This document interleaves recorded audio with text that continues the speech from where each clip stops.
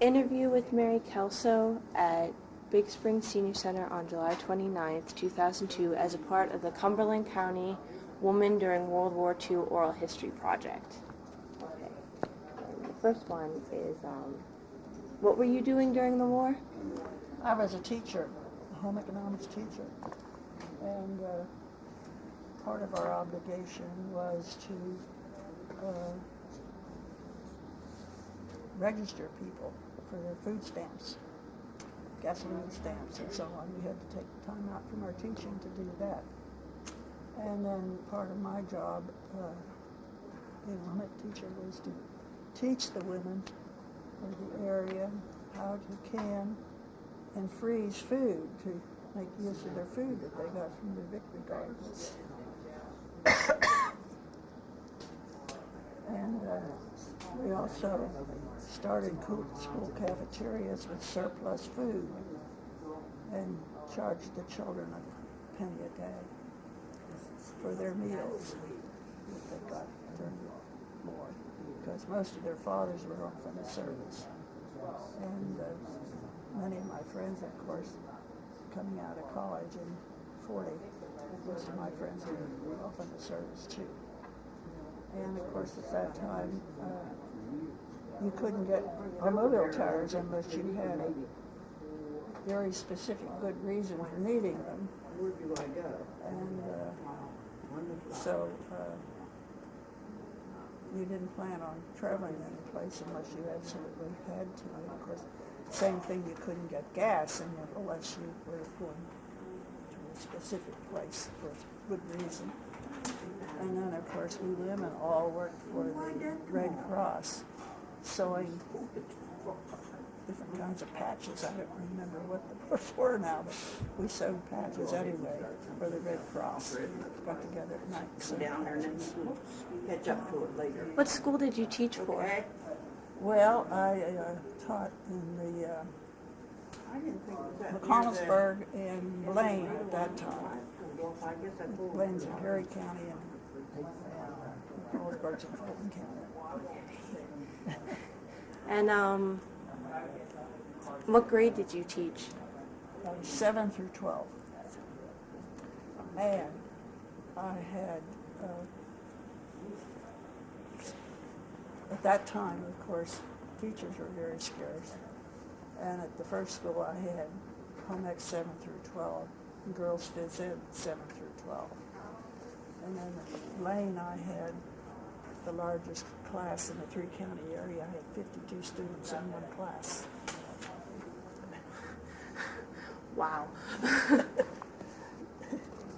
I thought 35 students was a lot. 52. But I think I had 2 stoves and 2 sewing machines and a refrigerator. Did you notice a change of faculty and student, like the male-female ratio when the war began? Well, after the war started, of course, a lot of the older high school students left, especially in your poor areas. A lot of those boys left before they finished school.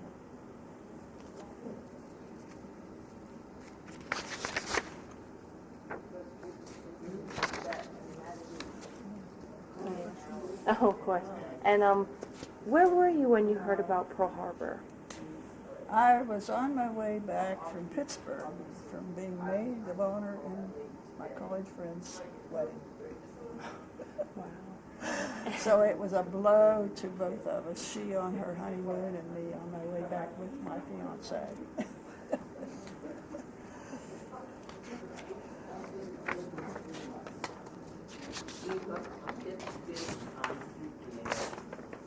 Did you get married, because you said you were with your fiance, did you get married during the war or after? Yeah, in 42. We got married in 42. Was it a small wedding or? Yes. At that time, when the boys were drafted, they went and took their physical and went straight on. And it just so happened that we thought he was in perfect health, and he was turned down. I was teaching in Blaine at the time. He was turned down. So he came home, of course, and then we decided to get married because he was transferred to Sunbury, and so we got married. At that time, we traded a rather new car in on an old one because it had new tires on it. We couldn't get tires for our new car. And then in '45,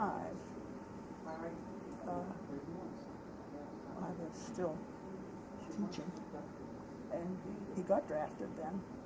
He'd gone and had an operation and satisfied the Army, and they took him after we'd been married. That seems to be the story. You've heard that before. Yes. After we talked to this woman who got married, had twin sons, and then first they said, no, we don't need you, and then they took him anyway, and she was like, she was very upset about it. Well, at that time, the Carlisle Army Barracks, they had no living quarters. And we bought a house, which left me alone there. And I went into the Carlisle Chamber of Commerce and said, is anybody desperate enough to drive 12 miles? Oh, they didn't think so. Well, the next night, an Army colonel appeared at my door. He had been living in Allenbury with his wife and 6-month-old baby in one room. So they came and lived with me till my husband got out of the service. Just brought their clothes and lived with me, which was great. Yeah. Do you remember VE and VJ Day? Oh, yes. Now, I don't know where I was or what I was doing then. One of the crazy things I remember when we were teaching, we had memory drills all the time. And one of the, to me, now I think about it, I think it was kind of ridiculous. But we held boards over the doors and windows. Now, what good would a board do over a board and window? That's what we did when we had drills. Did you have to change your curriculum of teaching at all? Like in home ec, did you teach more of like canning and things like that yes. instead of just regular? Yes, how to use what we had. Yes.